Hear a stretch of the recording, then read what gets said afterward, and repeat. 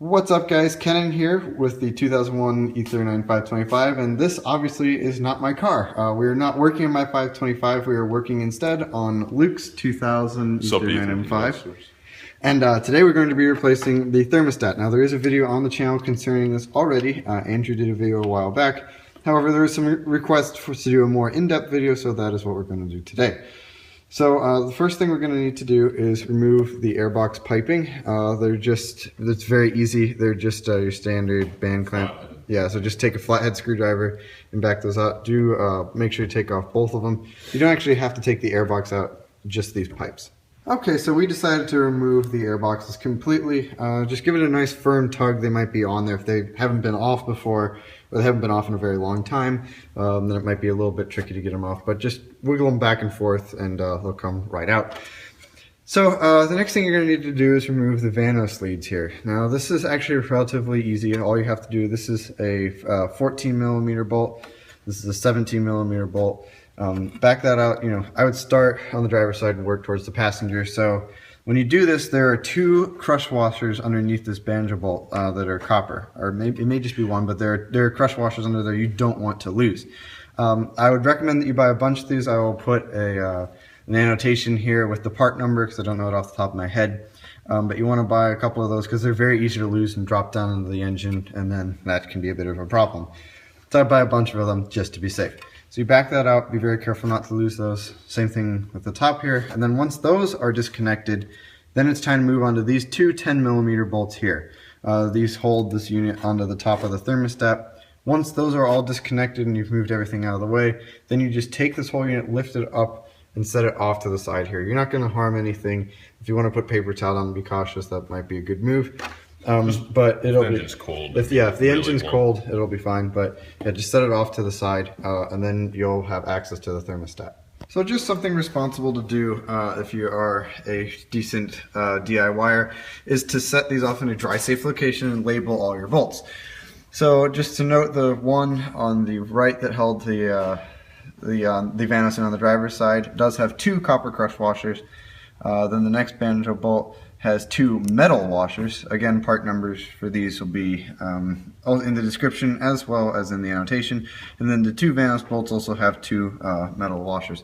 But just set those off in a box somewhere just so you don't mix them up. Okay, so with the Vanos unit kind of tucked off to the side, it's now time to drain your coolant. Now, if you have a belly pan on your car, the easiest way and what we're going to do is just to pump all the coolant out of the reservoir. Just get as much of it out as we can. And that's about all we're going to be able to do. If you don't have a belly pan, you can jack up your car, and on the bottom of the radiator, I believe on the driver's side, there is a bolt that you can take off the radiator to drain all the coolant. Frankly, that's kind of a bit of a pain for this job, so we're just going to pump it out of here and get all that coolant out, and then we'll move on to the radiator hoses. Okay, so with your coolant reservoir drained as much as you can, it's time to remove this end of your upper radiator hose and this end of your lower radiator hose. Again, these are just flathead band clamps. All you have to do is just loosen it and then wiggle it off. Now this side part will not have as much coolant in it. This side is going to be full of coolant. You're going to expect to get a lot out. What I would do is loosen this, pull it out as quickly as you can, and then angle it up, and then put the pump, take the a hose from whatever pump you're using, put it down in there and just suck out as much as you can. And this side again will not leak a whole lot, but this side's going to leak quite a bit. So just be prepared for that. But once you have those off, then we can start on removing the thermostat. Okay, so just a quick word of advice on how to get these off. I would stick your finger, kind of wedge it under one side, get it kind of angled a little bit, and then give it a nice pull. The hose will come right off.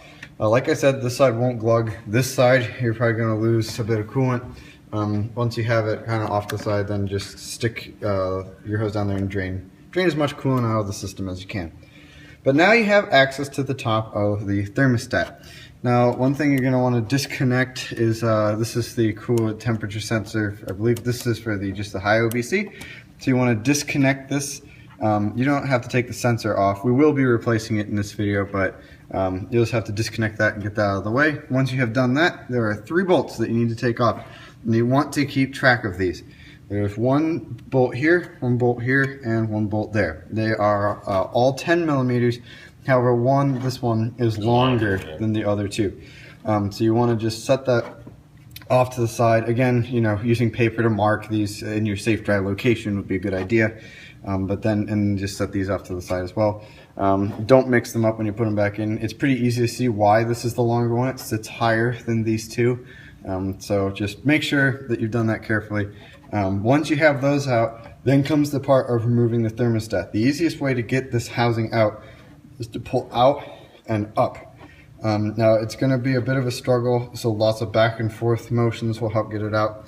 There are 3 tubes that are attached to this. They may stay in the engine, which is okay. You can then take them out, or they may come with the unit itself. Which it just depends on the circumstances for your car. We'll address that when we get there. But yeah, once you've got all those bolts taken out, just start pulling and shaking back and forth, and then pull up and out, and then take it out of the car. Okay, so now we have the T-stat housing removed. These are the pipes that I was talking about. They plug right into the back here. Sometimes they will stay captive with the engine. We found we could just get them out with our hands, just simply wiggling them back and pulling them out. If they're really stuck in there and your thermostat has never been out of the car before, you can put pliers around here with some cloth and wiggle it out. You could also use some kind of gripping cloth to get around it, but honestly, we were able just to pull them out with our hands. You really don't want to mar this up. The less you can do that, the better, just because you just don't want to have to deal with that. But once those are out and your thermostat housing is out of the car, you can now turn your attention to the actual thermostat, which is mounted here on the back. All of that just... Yeah, all of that just to get this tiny little part out. This is what has been causing your problem. So all you're going to have to do is just take a pair of pliers, put it around here, and just wiggle it right out. It'll come out gradually. Be careful not to mar up this housing. It is very expensive to replace. Do not worry about messing this up, because obviously it is being disposed of. So. Exactly. So just take your time again. Don't care about marring this up. Worry about marring this up, and then just back it right out of the housing. Okay, so after a little bit of a struggle, we were able to get it out. Just place your pliers down here at kind of the base and just twist it. Really helps if you have 2 people, one to hold the housing and one to work on the thermostat, but kind of just back and forth, and eventually it will back right out. Once you have it out and you have your new thermostat off to the side, which ours is still in a box, you should go and clean up the inside of this housing. Just use some water. I would use like a kind of a tough sponge. I wouldn't use anything that's going to mar up metal like steel wool. Just get it really clean so that the new thermostat seats, but as you can tell, this one had some corrosion and grime that's just kind of nasty. So just clean that up nicely. Make sure there's no dirt inside the thermostat that's going to be washed into the cooling system. And then you can go ahead and lube up your new one and just push it into there. We'll show you how to do that in just a second.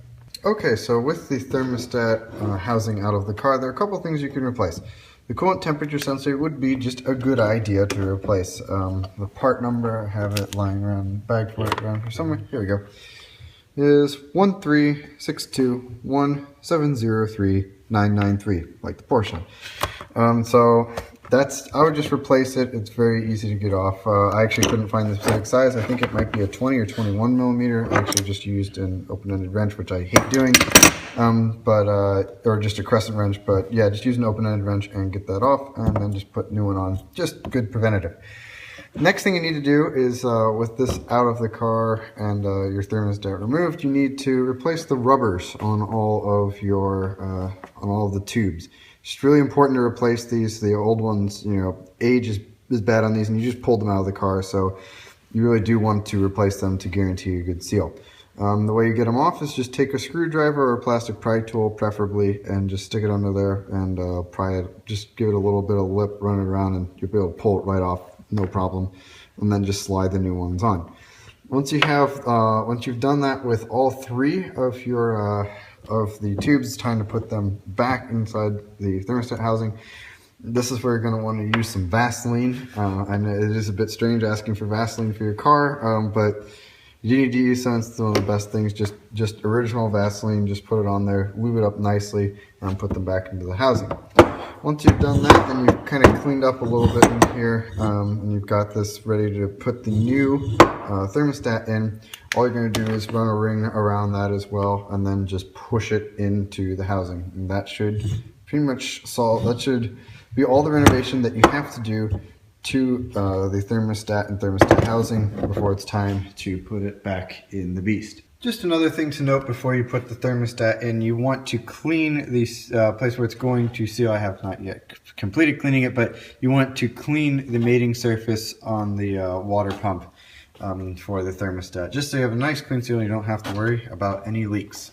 Okay, so with your tubes all lubed up, we actually decided to run a little bit of a test. We simply blocked these two holes and then we ran some water through the housing to see if there are any leaks. Granted, it's not under pressure that it would be as if it were in the engine, but it helps give us an idea if those seals seated nicely, because if they don't, then you have to pull this out and do this whole thing again. So be very careful that you make sure you lube that up when you put the pipes back into the housing. The next thing, and the final step, is to put the thermostat in. Just the orientation doesn't actually matter. There are people on M5 boards, as you were mentioning, that say the specific way actually is easier, but there are no markings, so it doesn't really matter that much. So go ahead, Luke, and just give it a nice push. I think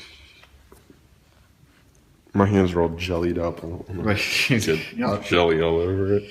But yeah, all you have to do is push it in. You can put silicone around here to create a nice seal, but it's not entirely necessary to lubricate it. You want to try? But we have a little bit of lubrication on there. But yeah, just push it in and make sure it seals nicely along the edge, and then it is ready to go back into the car. Okay, so here is the tricky part, actually putting the thermostat back into the engine block. The thing you're going to want to do is take the thermostat and bring it down in like this, and then make sure it seats here in the water pump first, and before you push to lock those tubes into the back there. I'll show you There's quickly. the third tube. You can see, yeah, it's here. There you go. You can see all three tubes there. It is difficult to line this up, but once you do, you should be all set. You're going to hear a very satisfying pop when they go in. Luke's removing a leaf naturally. Leaves, plural. So once you have this all lined up, you should be able to push it in. Be very patient. This is the most difficult part of this entire task. It's definitely going to be putting it back in. Okay, so it is in now. It definitely was the hardest part. We didn't hear a satisfying click, but as you can see, those O-rings are definitely seated. And the pipes are all seated back there in the engine. We did definitely feel it sync up. It does require quite a bit of force once they're lined up. Just be very careful and make sure they're lined up. Yeah, don't go in at an angle or they're going to rip. Exactly. And it may be easier to actually remove the temperature sensor to do this. It might give you a tiny bit more room. But it'll also be more difficult to put it back on once it's in, so do that with a grain of salt. You can get it in and out with the sensor still on. So once you have that all synced up, you're ready to pretty much reconnect everything. So just take your time putting all your pipes and everything back on, and then you should be good to go. All right, so once you have everything buttoned back up, then go ahead and fill up your coolant reservoir. It's going to take a ton of coolant if you took out as much as we did. Then start the car and let the coolant start to circulate. Keep an eye over here and make sure that your coolant level stays right where it's supposed to be. M5s have a self-bleeding system, so you don't have to worry about bleeding the cooling system. And you should be good to go. One thing to note that we did find, this bolt in the middle here, make sure to tighten that down first before, yeah, I'm going to be careful, before you put the Vanos leads back on. It makes it a lot easier to get into that hole. Make sure, again, you put the washers on the bottom of the lasso bolt over here, or the banjo bolt. Just make sure you put them on the bottom of it and then tighten it down. And then you should be good to go. Once you have the coolant cooled up, let the car run for a little bit, take it for a little drive, come back, check your level, make sure doesn't suck the coolant tank over dry. We should be good to go. So that pretty much covers it.